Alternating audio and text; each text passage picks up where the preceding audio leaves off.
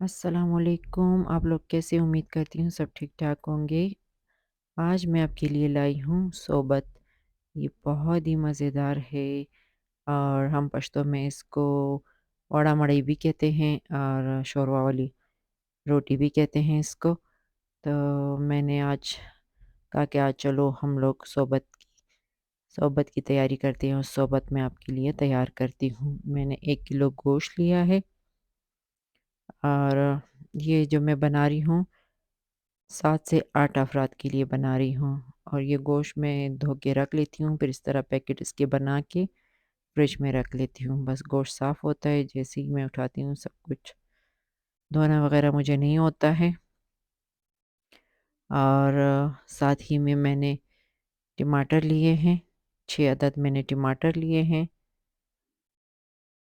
और 2 बड़े प्याज मैंने लिए हैं, 4 अदद मैंने हरी मिर्चें लिए हैं और आधा कप मैंने तेल का लिया है और हस्बे ज़रूरत नमक, लाल मिर्चें 1 चाय का चम्मच मैंने लिए हैं लहसुन अदरक जो है वो 1 खाने का चम्मच मैंने लिया है।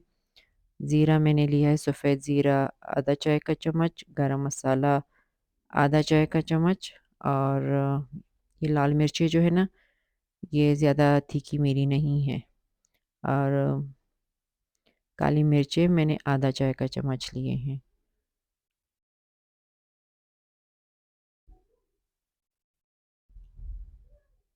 आप मिर्चें कम या ज़्यादा कर सकते हैं, वो आपकी अपनी मर्ज़ी है। और साथ ही में मैंने आधी प्याली दही ली है और दही के साथ आप एक और चीज़ भी ऐड कर सकते हैं। अगर आपके पास आलू बुखारा है तो वो भी आप डाल सकते हैं, अगर नहीं है तो फिर थोड़ी-सी इमली, खट्टी वाली इमली भी डाल सकते हैं। उससे भी जायका बहुत ही अच्छा आता है। तो आप ज़रूर ट्राई करना और मुझे बताना कमेंट्स में कि आपको कैसे लगी। गोश्त मैंने पैकेट से निकाल लिया है और मेरे पास जो थी ये थोड़ी बड़ी बोटियाँ थी, छोटी वाली बोटियाँ नहीं थी। सिलेंडर मैंने लिया था क्योंकि आज गैस चूल्हे में नहीं आ रही थी, तो इसीलिए मैंने कहा आज सिलेंडर पे ही खाना बना लेते हैं और रोटियां भी मैंने इसी सिलेंडर पे फिर बनाई क्योंकि सोबत के साथ जब घर की रोटी ना हो तो मज़ा ही नहीं करता। तनूर की रोटी बिल्कुल अच्छी नहीं मुझे इसमें लगती। प्रेशर कुकर को मैंने चूल्हे पे रख दिया है, मैं सिलेंडर का इस्तेमाल कर रही हूँ। बस मैंने तेल ऐड कर लिया है और अभी मैं इसके अंदर प्याज डालती हूँ। ये ये मैंने मैंने प्याज प्याज भी ऐड डाल कर दिए लिए हैं। हैं। अभी अभी हल्का प्याज को सा मैं इसको थोड़ी मैं देर के ब्राउन लिए फ्राई करूँगी, करती हूँ, ज़्यादा फिर इसमें मैंने इसको टमाटर ब्राउन वगैरह और नहीं बाकी करना है। मसाला जात में ऐड करती हूँ। प्याज को मैंने ज़्यादा ब्राउन नहीं करना है, बिल्कुल हल्के से ब्राउन करने के बाद बस इसी स्टेज पे आके मैंने छोड़ दिया। अभी मैं टमाटर ऐड कर रही हूँ, 6 अदद मैंने टमाटर ऐड कर दिए हैं इसमें और टमाटर को और प्याज को भी मैंने अच्छी तरह से गला लेना है। इनको फ्राई करके फिर मैं इनको अच्छी तरह गलाऊंगी।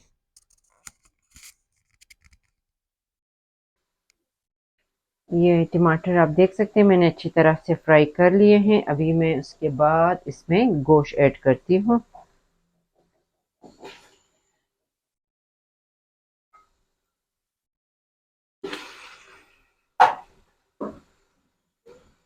और गोश्त के साथ ही मैं इसमें 2 मिर्चें अभी ऐड करूँगी और 2 मिर्चें बाद में, और इनको मैं अच्छी तरह से फ्राई करूँगी ताकि सब एक जान हो जाए।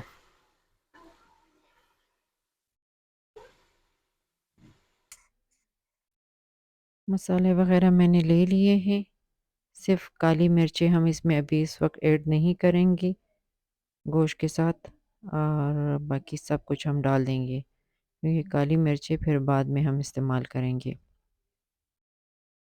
अभी मैं ये सारे मसाले गोश्त के साथ डाल देती हूँ और फिर मैंने इसे अच्छी तरह भूनना होगा इन मसालों को। बस सिलेंडर पे खाना बनाना बहुत मुश्किल काम होता है हम जैसों के लिए। जब चूल्हे पे बंदे को आदत हो जाती है तो मुझसे बिल्कुल मसाले डल ही नहीं रहे थे। बस मुश्किल से मैंने मसाले डाल दिए कुकर में। ये सारे मसाले भी मैंने ऐड कर लिए हैं। मसाले मैंने सारे डाल दिए हैं और अभी मैं इसको गोश्त की भुनाई को अच्छी तरीके से भुनाई करूँगी, बहुत ही अच्छी तरीके, क्योंकि फिर उसके बाद मैं इसमें पानी ऐड करूँगी। बाद में मैंने इसकी भुनाई बिल्कुल नहीं करनी, इसीलिए अभी ही करूँगी। देखिए अच्छी तरह से फ्राई हो चुका है। अभी मैं साथ ही में दही ऐड करती हूँ।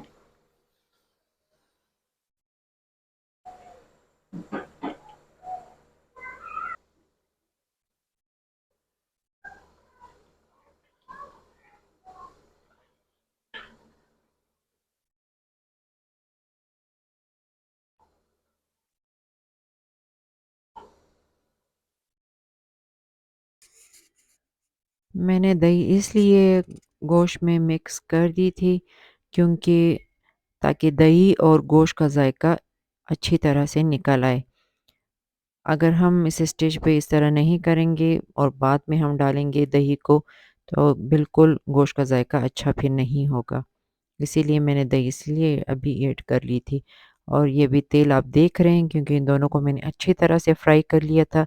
तेल ऊपर आ चुका है तो हमारा गोश्त अच्छी तरह से भून चुका है और एक दूसरे का जायका निकल आया है। एक दूसरे का मतलब दही और गोश्त दोनों को जायका एक दूसरे में अच्छी तरह से निकल आए। तो अभी हम इसमें पानी ऐड कर लेंगे और फिर हम लोग प्रेशर कुकर का ढक्कन बंद कर देंगे। अभी मैं थोड़ी काली मिर्चें भी इसमें ऐड करूँगी और कुछ लोग जो है वो इस वक्त इसे अच्छी तरह गोश्त को नहीं भूनते हैं। बाद में फिर कुछ प्रेशर कुकर को ढक्कन बंद करके थोड़ा प्रेशर देकर फिर उसके बाद गोश्त को यानी ब्राउन करते हैं ना तेल के साथ, फिर उसका शोरबा अलग कर लेते हैं।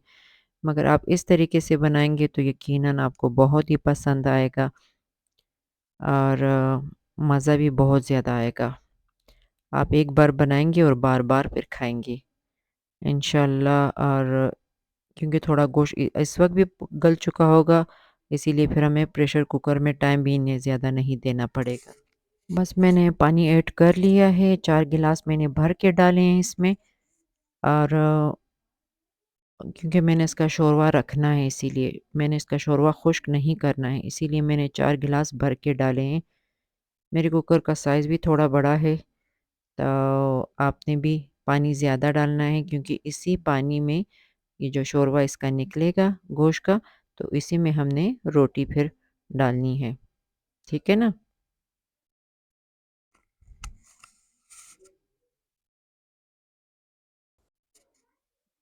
साथ ही में मैंने मिर्चें भी ऐड कर ली हैं और थोड़ा-सा मैंने क्या कहते हैं काली मिर्चें भी डाल दी हैं और अभी मैं जो हूँ सिलेंडर पे पका रही हूँ तो इसीलिए मुझे बहुत काफ़ी दिक्कत हो रही है। सिलेंडर पे खाना बनाना बहुत ज़्यादा मुश्किल है, इसीलिए मुझे बार-बार झुकना पड़ता है। अभी मैं ऊपर शेल्फ़ पे इसे रख नहीं सकती हूँ कि वो शेल्फ़ इतना ऊपर को है, तो मज़ीद सिलेंडर भी इतना काफ़ी हाइट उसकी ज़्यादा है और हाइट ज़्यादा हो जाएगी, तो इसीलिए मैंने नीचे रखा हुआ है। बस अभी मैं जैसे उबाल आता है,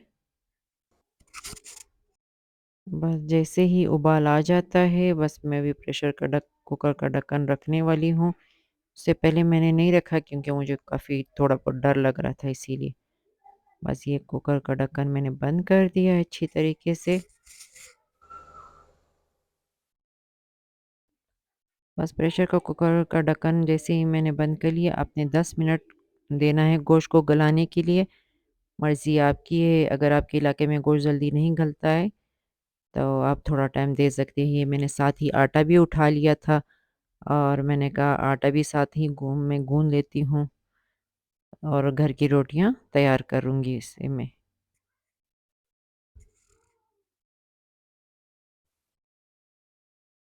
मैंने पानी ऐड कर लिया है। वैसे तो मेरे पास मशीन भी है, आटा गूँदने वाली मशीन मेरी एक कज़न थी, उन्होंने मुझे दिए थे, गिफ्ट में दिया था।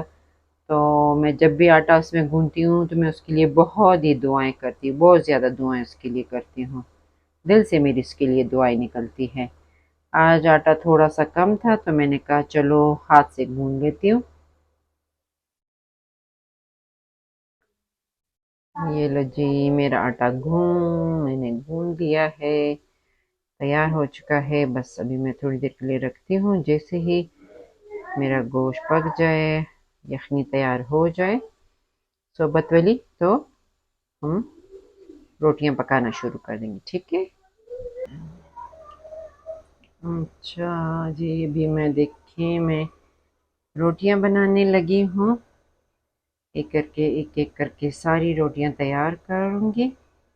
और देखिए, मैंने तवा रखा हुआ है गरम करने के लिए। हो कितना धुंधुला आ रहा है, क्या हो गया कैमरे को। तवा मैंने रखा हुआ है नीचे, और यखनी बिल्कुल तैयार हो चुकी है उसकी सोबत की। बस हम रोटियां पका रहे, फिर उसके बाद प्रेशर कुकर का ढक्कन खोल लेंगे। ओके, तो मैं रोटियों की तरफ आती हूँ, अपनी रोटियां बनाती हूँ। हम लोग यूं यूं इस तरह का कपड़ा बना लेते हैं, फिर इसमें आटा रखा होता है और यहाँ पे सारे पेड़े मैंने रखे होते हैं। फिर स्टेप बाय स्टेप एक एक पेड़ा उठाते हैं और फिर रोटियां बनाते हैं। इसमें बहुत ही अच्छी तरह रोटियां बन जाती है हमारी। बस एक-एक करके मैंने सारी रोटियां तैयार कर ली है, और बस 2-3 रोटियां मेरी रहती हैं, वो भी पक जाएँगी। बस तैयार हो गई है। आपने यूं रोटी के छोटे छोटे टुकड़े करके बड़े से बॉल में डाल देने हैं, और इसी तरह सारी रोटियों को हम इसी तरह छोटे छोटे टुकड़े करेंगे और फिर उसके ऊपर यखनी डालेंगे। ये जी मेरी आखिरी रोटी है। मैं सारी रोटियां बना ली है, 9 रोटियां मैंने तवे के लिए तैयार की है ना। तो 9 रोटियां ही मैंने बनाई है, इससे ज़्यादा मैंने नहीं बनाई क्योंकि फिर जायका अच्छा नहीं आता। ये मैंने प्रेशर कुकर का ढक्कन खोल दिया है। अभी मैं जो बाकी मिर्चें बची हुई थी, काली मिर्चें, वो भी मैंने डाल दी है, और साथ ही में हरा धनिया भी डाल दूंगी।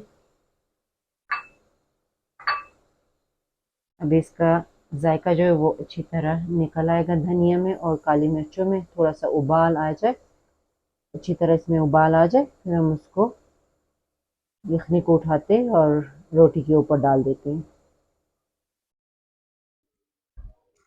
मैंने रोटी के सारे छोटे-छोटे टुकड़े कर लिए है, चूरा कर लिया है रोटी को।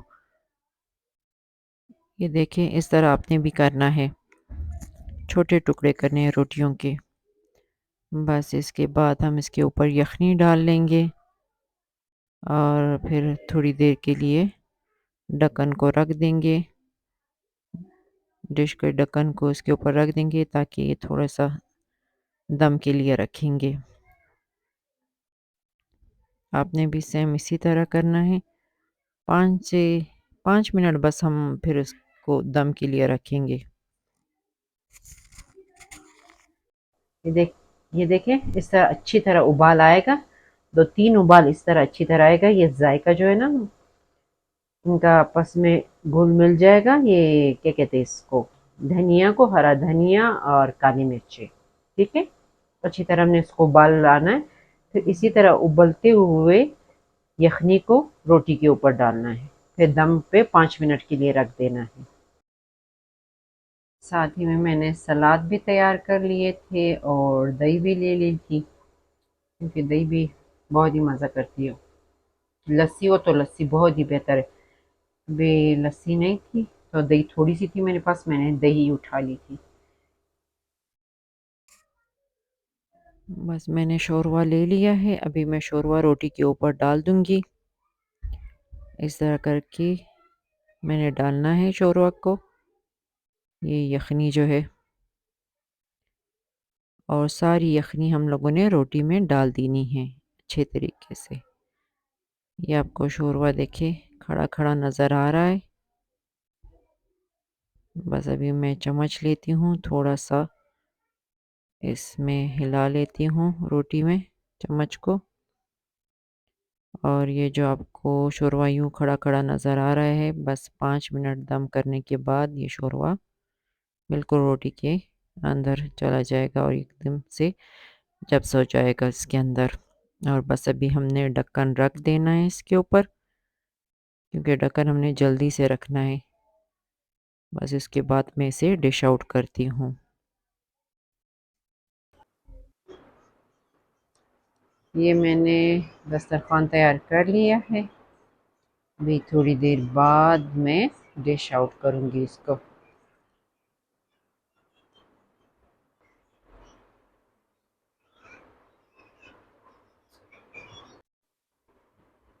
ये हमारी सोबत अभी बिल्कुल तैयार हो चुकी है, मटन की सोबत। और अभी हम इसको डिश आउट करते हैं। और ये लीजिए, देखिए ये यखनी कैसे रोटी के अंदर बिल्कुल दब्स हो चुकी है। ये बहुत ही मज़ेदार है, आप ज़रूर ट्राई कीजिएगा। और सर्दियों के लिए तो ये बहुत ही मज़े की होती है। हम लोग गर्मियों में भी बनाते हैं, मगर सर्दियों में भी ये बहुत ही मज़ेदार होती है।